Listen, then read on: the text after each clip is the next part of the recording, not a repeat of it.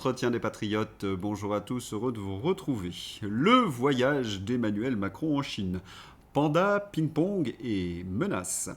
Assemblée nationale, la grosse entourloupe pour voter la loi EHPAD. Et puis Musk, son bras de fer avec l'Union européenne. Avant de traiter ces trois informations et beaucoup d'autres, vous connaissez la coutume sur cette chaîne, je commence toujours mon entretien par remercier ceux qui m'ont permis justement de le produire, car ils m'ont financé à l'aide des merci rémunérateurs. Et aujourd'hui sont à l'honneur des fidèles parmi les fidèles, Béberto, Jean-Marc, Lily Lamontagne, Philippe Bohen et GM. Merci à eux du fond du cœur. Et puis, je tenais à vous remercier pour votre soutien incroyable. Oui, il faut aider la réinformation en ces temps de graves menaces sur la liberté d'expression. Comment faire ? Eh bien, c'est simple, il suffit de lever le petit pouce, écrire de gentils messages, diffuser sur d'autres réseaux sociaux, et puis, surtout, n'oubliez pas d'activer la cloche notification. Merci à tous. Brouillage, brouillage, séquence, brouillage. Séquence, brouiller l'écoute. Séquence 1, Brigitte est accusée par le Canard enchaîné d'avoir détourné 2 millions d'euros de pièces jaunes. C'était il y a une dizaine de jours. Et blackout total de la presse sur cette information. On se demande pourquoi. Mais les réseaux sociaux ont fait le boulot. Le résultat, l'image de Bribri est salement écornée. Alors vite, la séquence numéro 2. La semaine dernière, réception de Zelensky à l'Elysée et contre toute habitude institutionnelle, Brigitte prononce un discours diplomatique et veut venir en aide aux petits Ukrainiens. Voir mon traitement de cette com dans l'entretien consacré à ce sujet. Elle explique qu'elle sait recueillir des dons grâce à l'opération Pièce jaune. Vous avez deviné l'objectif. Il s'agit de faire oublier l'accusation gravissime du Canard enchaîné. Une nouvelle chasse l'autre. C'est une règle. Et appliquée par l'Élysée systématiquement. C'est ainsi qu'il fabrique des infos qui gomment de manière symétrique les mauvaises nouvelles. À tel point qu'à chaque information défavorable au poudré, j'attends avec gourmandise la com de l'Élysée. Parce que c'est un sketch permanent. Tenez, il y a 3 jours, Macron était en Chine. Une belle illustration de la règle. Il se met à courir, hilar. Est-ce qu'un président de la République doit faire ce genre de choses ? Et pour quelle raison ? Pour faire un selfie. Est-il normal ? Quel président dans le monde fait des bains de foule avec des étrangers et des selfies ? Que veut-il démontrer ? Qu'il est détesté dans son pays et qu'il a un grave problème de santé mentale ?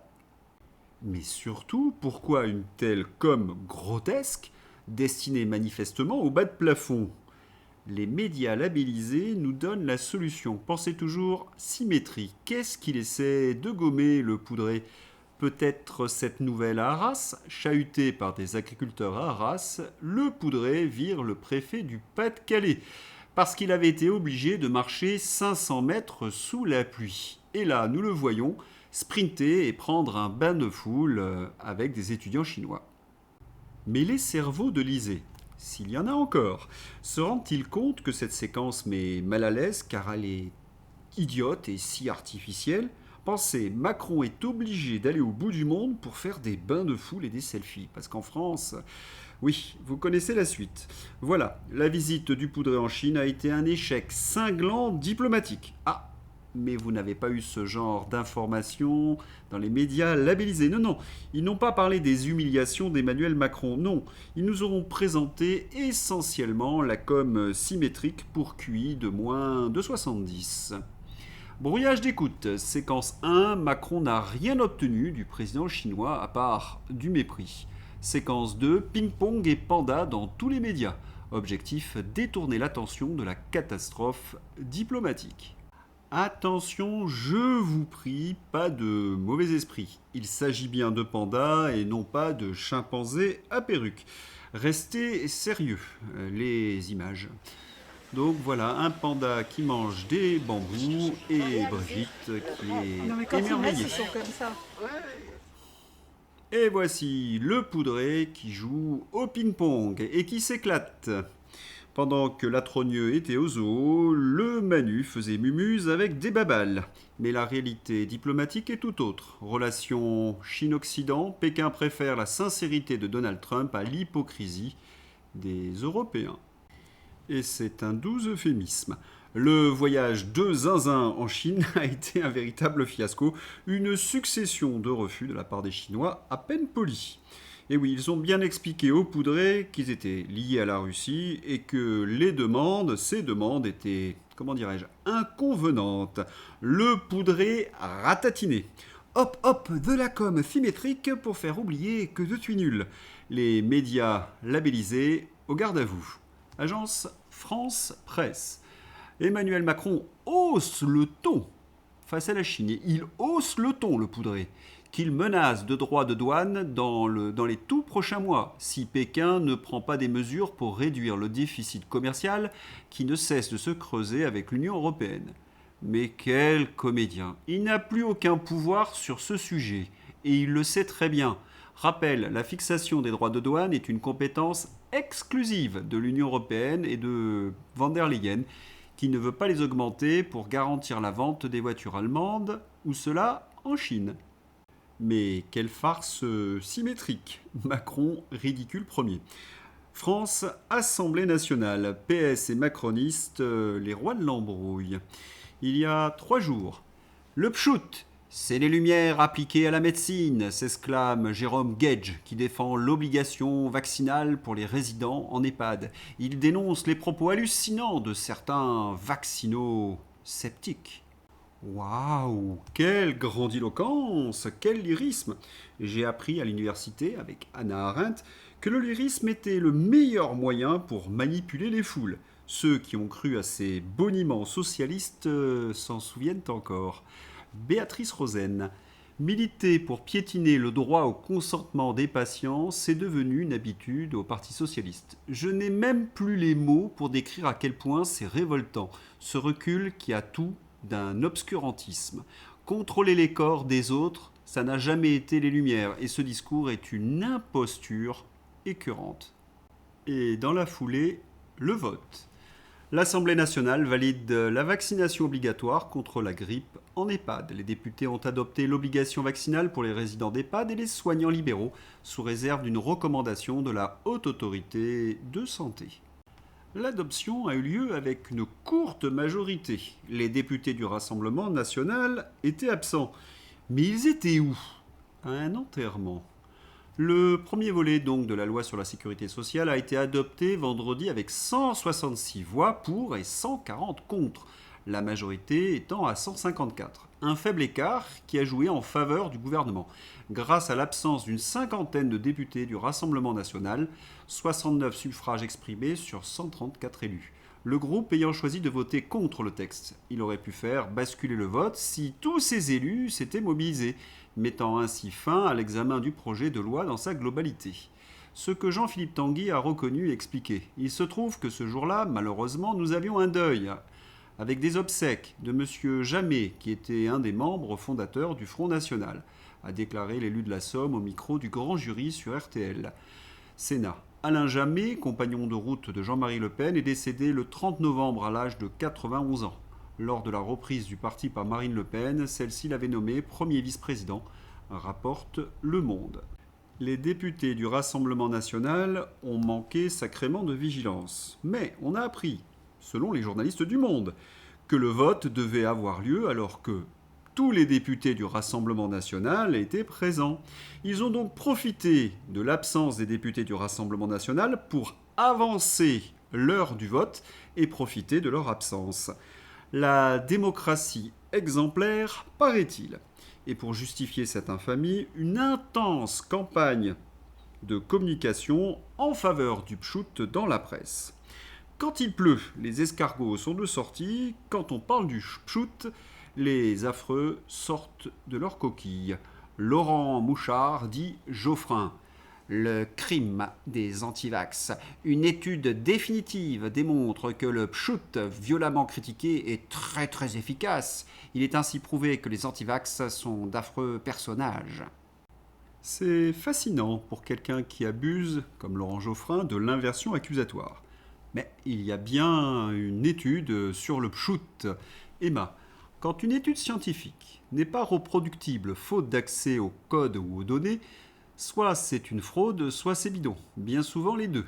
À tous ceux qui applaudissent la nouvelle étude Épiphare, ayez un peu de décence. La science se construit dans la transparence et non l'opacité digne des régimes totalitaires. Certains scientifiques, d'ailleurs, de la réinformation ont déjà décelé des drôles de biais. J'en reparlerai dans un prochain numéro. Mais souvenons-nous par exemple du Lancet Gate. Et oui, The Lancet annonce le retrait de son étude. Cette étude qui avait conduit à la suspension de l'usage de ce traitement en France contre le Covid-19. Une autre revue prestigieuse, The New England Journal of Medicine, a également retiré un article ayant trait à la maladie. En Angleterre, pas besoin d'études bidons, il suffit de cacher les données. Le gouvernement dissimule des données qui pourraient établir un lien entre le pchout et la surmortalité. Et oui, ils ont fait valoir que la publication de ces chiffres entraînerait détresse ou colère chez les proches endeuillés si un lien était établi.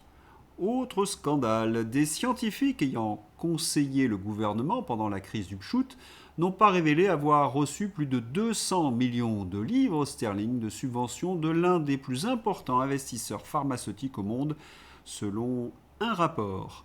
Béatrice Rosen. Étonnant, non? Vous pensez qu'on a les mêmes en France? Et puis, je voudrais quand même rappeler les chiffres de la pandémie. La surmortalité a bien eu lieu au printemps 2020, faute d'une prise en charge adéquate. Ah, ces chiffres magiques de la pandémie. La source, vous pouvez consulter ces chiffres sur Worldometer. Confinement, destruction de notre économie, plus de 500 milliards de dettes, explosion des dépressions, des cancers en flèche, et certains sont fiers, paraît-il, ils paradent désormais sur les réseaux sociaux. Et vous remarquez qu'il n'y a jamais eu autant de cas qu'en janvier, février, mars 2022, alors que la population était très majoritairement shootée. Parfois 4 doses. Elon Musk contre l'Union européenne. Ce tweet, nous allons donc le censurer, mais nous rejetterons la faute sur la coche bleue. Elon accuse donc Pustula d'être la marionnette des Soros. Mais de quoi s'agit-il? Alerte info, la Commission européenne inflige une amende de 120 millions d'euros au réseau social X.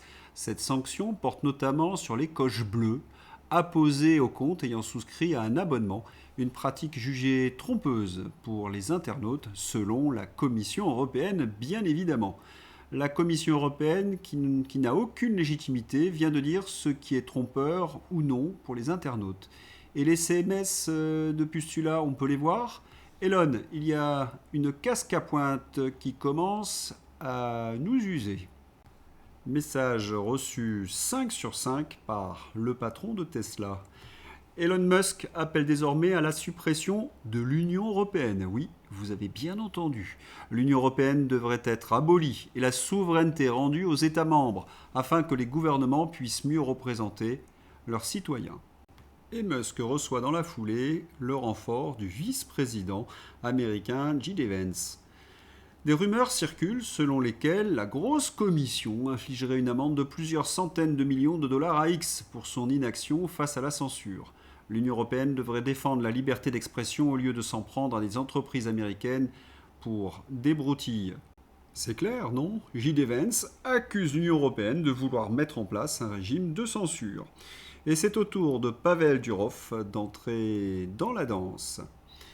Énorme, le PDG de Telegram, Pavel Durov, vient de tout balancer sur l'Union européenne et Macron, après l'amende délirante infligée par Bruxelles à X en raison d'un excès de liberté d'expression.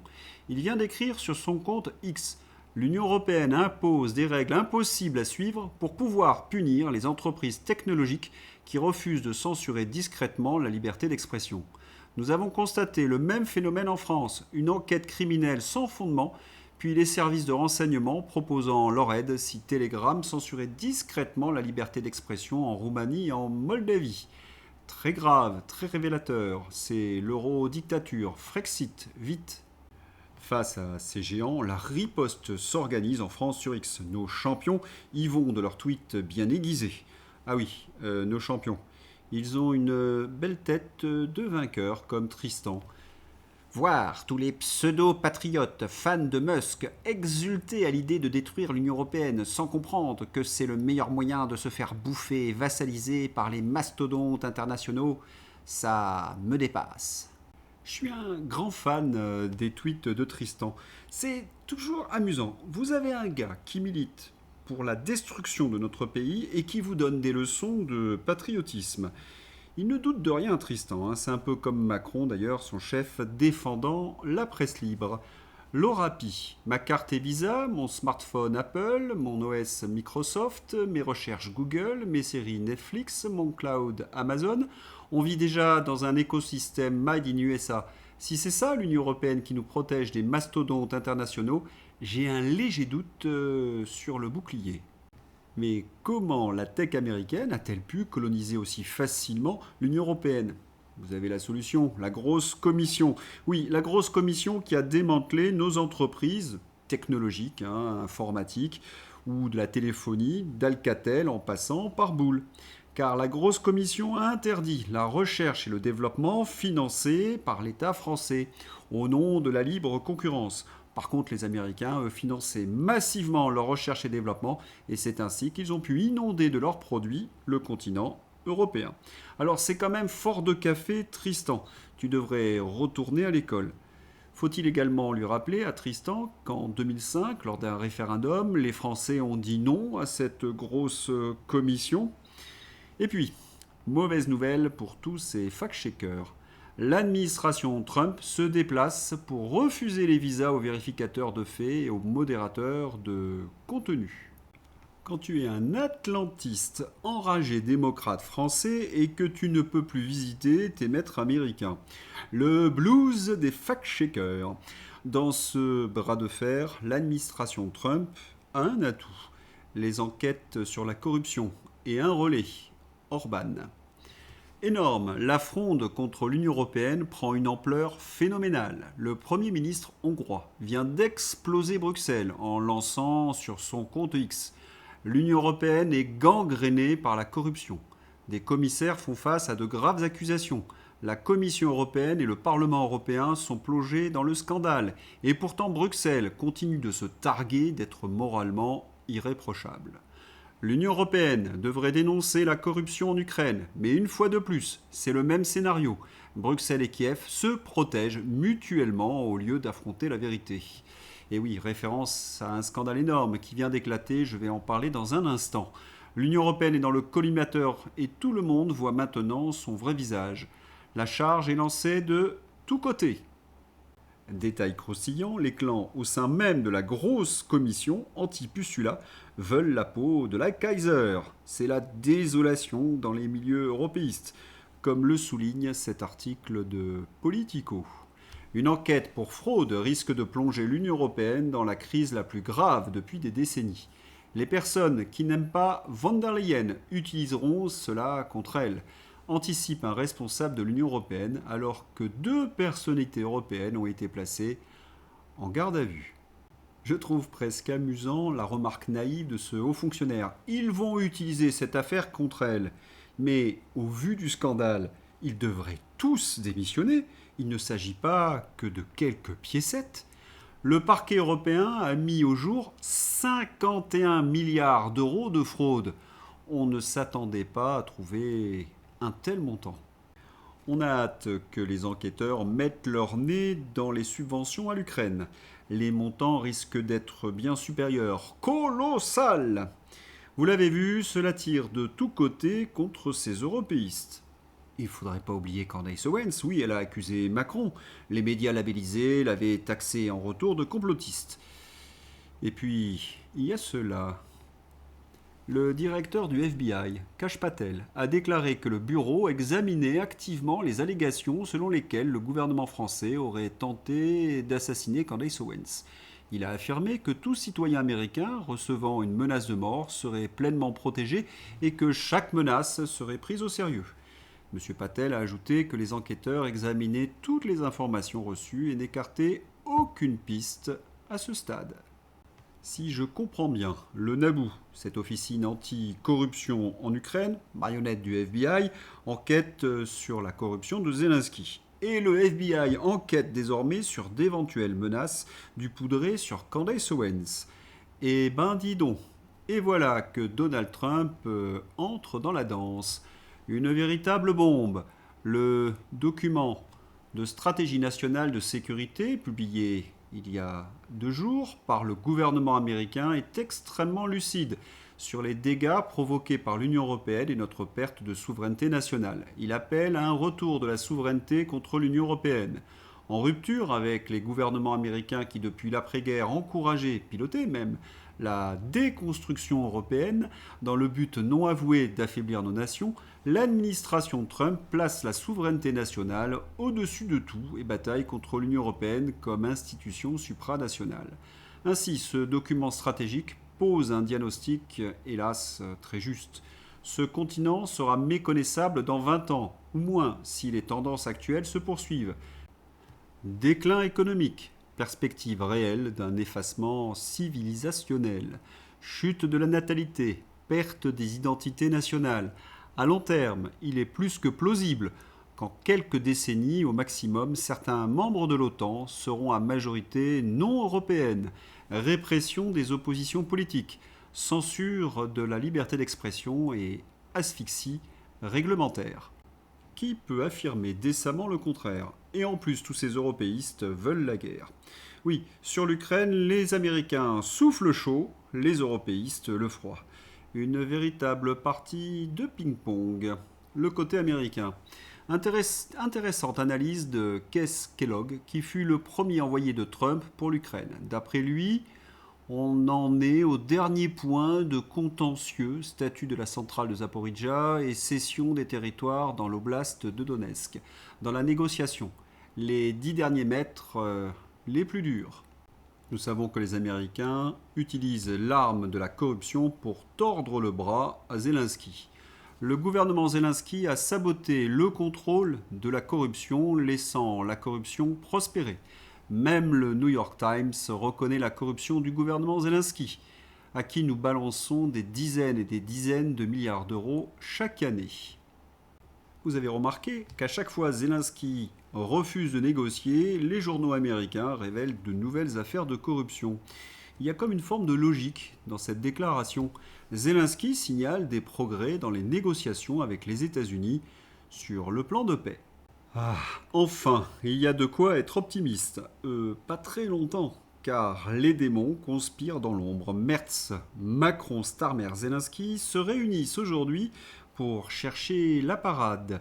Et Bloomberg avertit. L'Europe persuade Zelensky de ne pas accepter le retrait des troupes du Donbass. Je sens que nous allons avoir de belles révélations sur la corruption d'ici quelques jours, car Donald Trump commence à s'impatienter. Trump à propos de la proposition d'accord de paix. Je dois dire que je suis un peu déçu que le président Zelensky n'ait pas encore lu la proposition. C'était il y a quelques heures à peine, son entourage l'adore, mais lui non, la Russie, elle, n'y voit aucun inconvénient. Vous savez la Russie, j'imagine qu'elle préférerait que tout le pays soit d'accord quand on y pense, mais la Russie, je crois, y est favorable, même si je ne suis pas sûr que Zelensky le soit aussi. Son entourage l'adore, mais il ne l'a pas lu.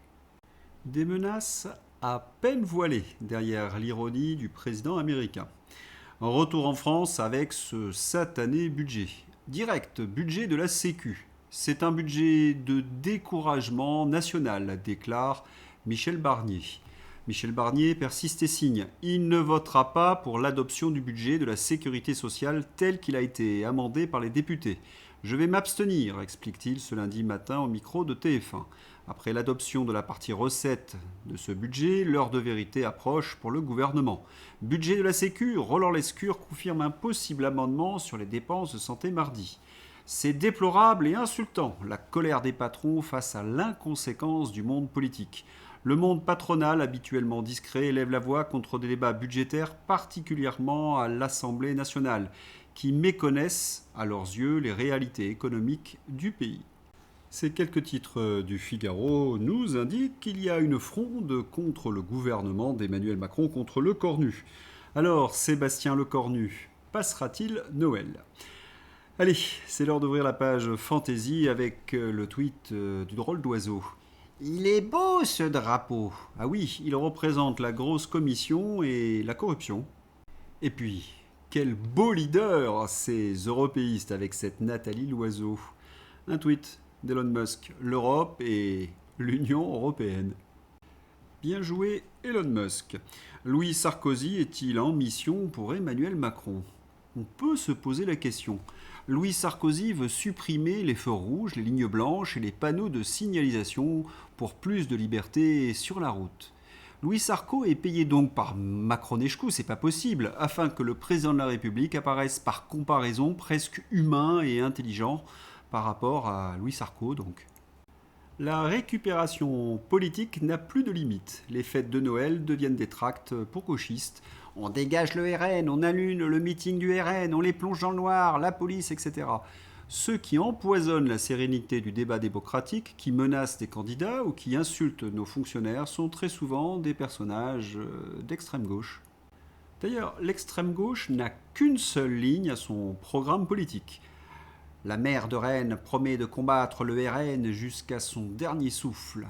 Rennes, un jeune homme abattu dans une Twingo. Plusieurs fusillades depuis vendredi dans la ville. Pendant que la maire de Rennes promet de combattre le RN jusqu'à son dernier souffle, les corps et les fusillades se répètent encore et encore. En même temps, la pauvre, elle ne peut pas tout faire, elle ne peut pas combattre le RN et s'attaquer aux narcotrafiquants. Une fuite d'eau sale a déferlé dans cette bibliothèque en raison d'une défaillance de la tuyauterie. Certaines reliures anciennes sont désormais irrécupérables. Au Louvre, une inondation au département des antiquités égyptiennes endommage 400 ouvrages anciens. C'est certainement la fameuse renaissance promise par Emmanuel Macron. Sinon, elle est toujours en poste, la directrice d'Écart. Le mystère des drones russes. Les pays européens ont enregistré de nombreux survols de drones russes au cours des derniers mois. Ces survols réguliers sont un moyen pour les Russes de mener une guerre hybride, selon l'experte Outreike Franke.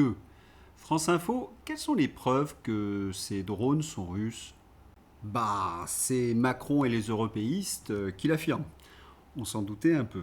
Attention, image très très choquante. Un président, je vais vous montrer un président en voyage qui n'insulte pas, qui ne menace pas, qui ne fait pas de leçons à celui qui le reçoit et qui signe en plus des contrats très juteux. Vladimir Poutine est arrivé en Inde pour une visite officielle. Le leader russe a été accueilli très chaleureusement par le Premier ministre indien Modi à l'escalier de son avion. Je sais, c'est extrêmement choquant de voir un dirigeant recevoir chaleureusement un autre dirigeant.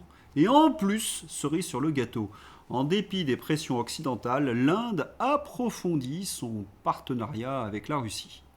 Là, franchement, on est dans le délire, parce qu'ils font des affaires en plus. L'Inde va retraiter du pétrole russe que les Indiens vont nous revendre bien plus cher. Là, c'est indécent parce qu'on n'a pas eu une insulte, pas une déclaration à l'emporte-pièce, pas une leçon de démocratie.